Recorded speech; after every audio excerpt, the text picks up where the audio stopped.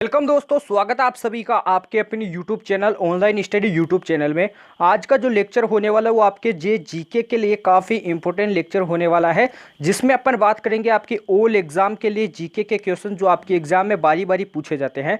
तो चलिए बिना टाइम वेस्ट किए आज के सेशंस की शुरुआत करते हैं। आज के जो सेशन के इंपॉर्टेंट क्वेश्चन है वो काफ़ी इंपॉर्टेंट क्वेश्चन है, इसलिए आपको सेशन को एंड तक देखना है, बीच में छोड़कर नहीं जाना है।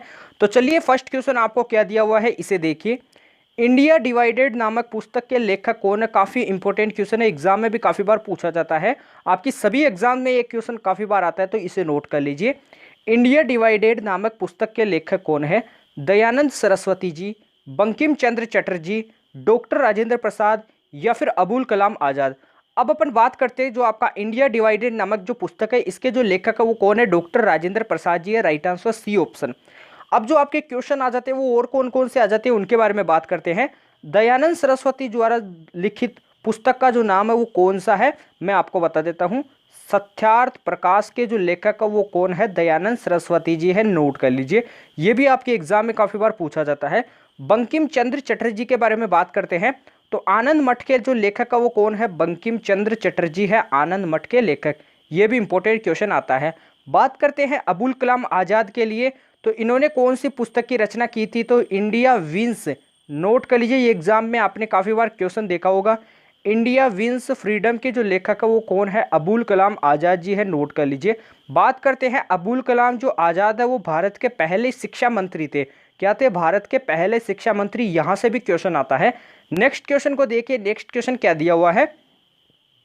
खानवा का युद्ध कब हुआ था? इस क्वेश्चन को आपको आंसर बताना है। सबसे पहले बताइए कि जो खानवा का युद्ध हुआ था वो कब हुआ? तो खानवा की युद्ध के बारे में बात करते हैं तो जो खानवा का युद्ध हुआ था वो आपके 1527 यानी 1527 ईस्वी में हुआ था। बात करते हैं 1520 ईस्वी में कौन सा युद्ध हुआ था? चंदेरी का युद्ध हुआ था। इसे नोट कर लीजिए, किसका युद्ध हुआ था? चंदेरी का युद्ध हुआ था। 1529 में किसका युद्ध हुआ था? घाघरा का युद्ध हुआ था। किसका युद्ध हुआ था? नोट कर लीजिए, घाघरा का युद्ध हुआ था। 1539 में किसका युद्ध हुआ था? चौसा का युद्ध हुआ था। इसे भी नोट कर लीजिए। तो बात कर लेते हैं किसका युद्ध हुआ था? चंदेरी का युद्ध हुआ था 1528। 1529 में हुआ था घाघरा का युद्ध हुआ था। 1539 में हुआ था चौसा का युद्ध। नेक्स्ट क्वेश्चन क्या दिया हुआ? ये एग्जाम में काफी बार पूछा जाता है। नट पूजा किस राज्य का लोक नृत्य है? राजस्थान, असम, गुजरात या फिर कर्नाटक। सबसे पहले कर्नाटक से एक नाम आता है यक्षगान लोक नृत्य, काफी फेमस लोक नृत्य है कर्नाटक का, जहां से क्वेश्चन आपकी एग्जाम में पूछा जाता है। नट पूजा कहाँ का लोक नृत्य है? असम का लोक नृत्य है। नोट कर लीजिए। राजस्थान और गुजरात से कौन कौन से लोक नृत्य आते हैं कमेंट बॉक्स में आपको बता देना। जो भी आपके सवाल होते हैं उनके बारे में भी बताना, और राजस्थान गुजरात के जो भी लोक नृत्य आपको आते हैं वो कमेंट बॉक्स में टाइप करके बताइए। अब आपको बताना कि भांगड़ा का संबंध कौन से राज्य से है, गिद्दा का संबंध कौन से राज्य से है, और गरबा का संबंध कौन से राज्य से है। तीनों क्वेश्चन के आंसर कमेंट बॉक्स में छाप दीजिए। नेक्स्ट क्वेश्चन को देखते हैं। नेक्स्ट क्वेश्चन क्या दिया हुआ है? महाबलेश्वर से कौन सी नदी का उद्गम होता है? तुरंत आपको बताना है। नर्मदा नदी का, सोन नदी का, गोदावरी नदी का या फिर कृष्णा नदी। तो जो महाबलेश्वर है इसके बारे में बात कर, अब बताना है कि आपको जो महाबलेश्वर है इससे कौन सी नदी का उद्गम होता है, अर्थात कौन सी नदी निकलती है महाबलेश्वर से। तो जो नर्मदा नदी और जो सोन नदी है ये कौन सी? सबसे पहले बात करते हैं महाबलेश्वर से कृष्णा नदी निकलती है। कौन सी निकलती है? कृष्णा नदी निकलती है। Right answer D option. बात करते हैं अमरकंटक की पहाड़ियों से। नोट कर लीजिए, अमरकंटक की पहाड़ियों से कौन सी नदी निकलती है? तो अमरकंटक की जो पहाड़ी है इससे कौन कौन सी नदी निकलती है? एक तो आपकी निकलती है नर्मदा नदी, और एक आपकी कौन सी निकलती है? सोन नदी निकलती है। दोनों को नोट कर लीजिए, नर्मदा और सोन अमरकंटक की पहाड़ियों से निकलती है। बात करते हैं त्र्यंबकम की पहाड़ियों से कौन सी नदी निकलती है? नोट कर लीजिए, त्र्यंबकम की पहाड़ी से कौन सी नदी निकलती है? तो त्र्यंबकम की पहाड़ी से कौन सी नदी निकलती है? गोदावरी नदी निकलती है। यहां से भी क्वेश्चन एग्जाम में फंसता है, तो नोट कर लीजिए तीनों क्वेश्चन जो आपके एग्जाम में पूछे जाते हैं। नेक्स्ट क्वेश्चन को देखिए। नेक्स्ट क्वेश्चन क्या दिया हुआ है? विश्व की सबसे तेज सुपरसोनिक क्रूज मिसाइल कौन सी है? ब्रह्मोस, अग्नि, आकाश या फिर नन ऑफ दिस। तो विश्व की जो सबसे तेज सुपरसोनिक जो क्रूज मिसाइल है वो कौन सी है? ब्रह्मोस से। नोट कर लीजिए। ये किनसे यानी कौन से देशों ने इसको मिलकर बनाया था? तो मैं बता दूं भारत व रूस ने इसको मिलकर बनाई है। भारत व रूस ने इस मिसाइल को मिलकर बनाया है। बात करते हैं ब्रह्मोस जो मिसाइल है इसकी स्पीड कितनी है, तो इसकी स्पीड कितनी है 2.8 मैक की स्पीड है किसकी, ब्रह्मोस मिसाइल की, नोट कर लीजिए। अब क्वेश्चन क्या आता है आपका, भारत व रूस ने मिलकर ब्रह्मोस मिसाइल को बनाया था, इसकी स्पीड क्या होती है 2.8 मैक होती है, और सुपरसोनिक क्रूज मिसाइल की कौन सी है, आपकी ब्रह्मोस है। तो ये आपके क्वेश्चन बन जाते हैं। नेक्स्ट क्वेश्चन क्या दिया हुआ है इसे देखिए, मौलिक कर्तव्य किस देश से लिए गए हैं, ऑस्ट्रेलिया, आयरलैंड, रूस या फिर इंग्लैंड। तो बात करते हैं जो मौलिक कर्तव्य है वो आपके रूस से लिए गए हैं, राइट आंसर सी ऑप्शन आपको दिया हुआ है। बात करते हैं प्रस्तावना की भाषा, प्रस्तावना की भाषा किस देश से ली गई है बता दीजिए। तो प्रस्तावना की जो भाषा वो किस देश से ली गई है, ऑस्ट्रेलिया से ली गई है।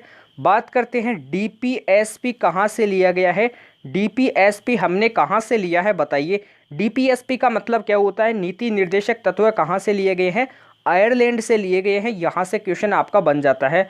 बात करते हैं एकल नागरिकता कहाँ से ली गई है, हमने एकल नागरिकता कहाँ से ली है, तो बता दीजिए एकल नागरिकता कहाँ से ली है, इंग्लैंड से ली है, जो आपका डी ऑप्शन दे रखा है। बात करते हैं नेक्स्ट क्वेश्चन के बारे में जो आपका दिया हुआ है, देख लीजिए।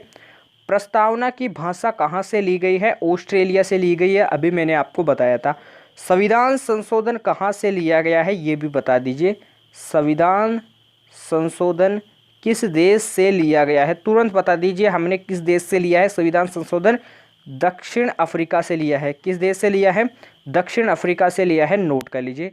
नेक्स्ट क्वेश्चन क्या दिया हुआ है इसे देखिए, वाइमर संविधान किस देश का संविधान है, ऑस्ट्रेलिया, जर्मनी, रूस या फिर इंग्लैंड। तो जो वाइमर संविधान है वो किस देश का संविधान है, जर्मनी का संविधान है, राइट आंसर दे रखा आपको बी ऑप्शन।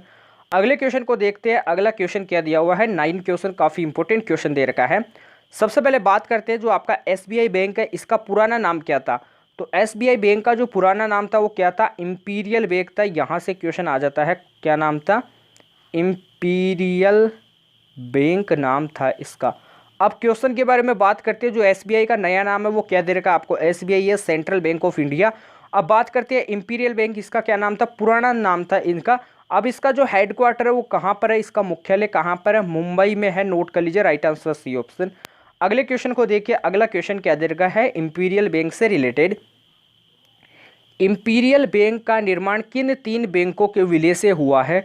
तो आपके 3 बैंक कौन कौन से हैं उनके बारे में मैं बता देता हूँ। सबसे पहला बैंक आ जाता है आपका कौन सा, bank of Madras, bank of Madras, bank of Kolkata और बैंक ऑफ बम्बई। क्या, बैंक ऑफ बम्बई। इन 3 बैंकों से मिलकर बना है आपका कौन, imperial bank. Bank of Madras, bank of Kolkata, bank of Bombay, 3 बैंकों से मिलकर क्या बना है, इंपीरियल बैंक बना है। नेक्स्ट क्वेश्चन क्या दिया हुआ है इसे देखिए, पूना पैक्ट किस जेल में हुआ था, तुरंत बता दीजिए। पूना पैक्ट कब हुआ था, ये मैंने आपको कल बताया था, कल वाली क्लास में।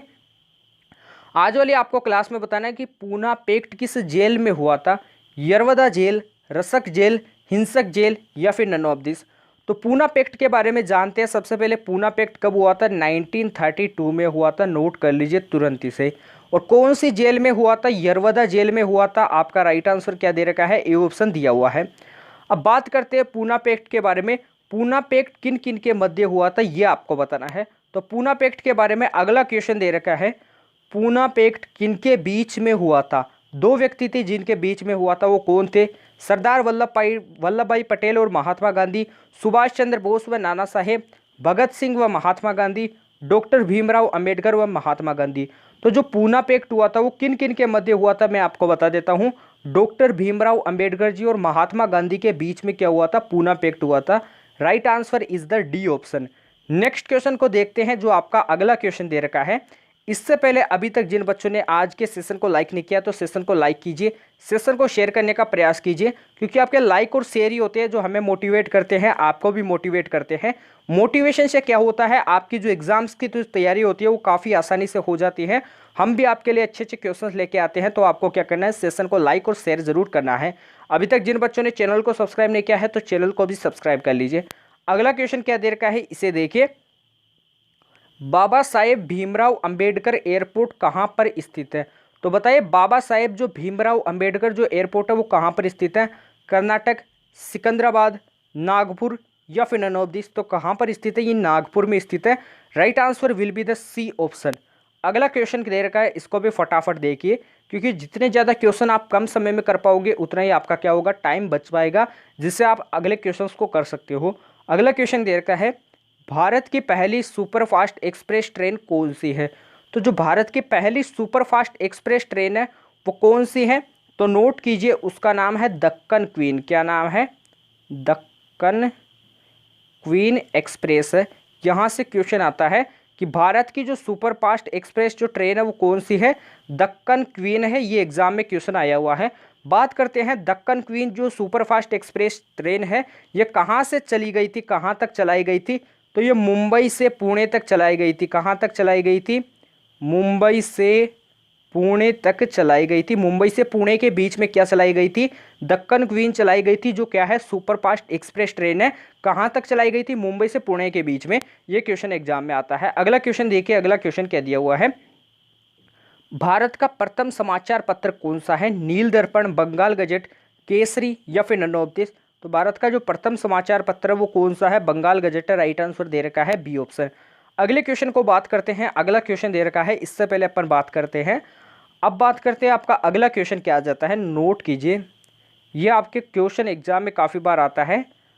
अर्ध संघात्मक व्यवस्था, नोट कर लीजिए, अर्ध संघात्मक व्यवस्था कहाँ से ली गई है? अर्ध संघात्मक व्यवस्था हमने कहाँ से ली है? तो कहाँ से ली है? कन्नाडा से ली है। ये एग्जाम में क्वेश्चन काफ़ी बार आया है और आपके एग्जाम में पूछा भी जा सकता है, तो इस क्वेश्चन को नोट कर लेना है, मोस्ट इंपोर्टेंट लगा लेना है।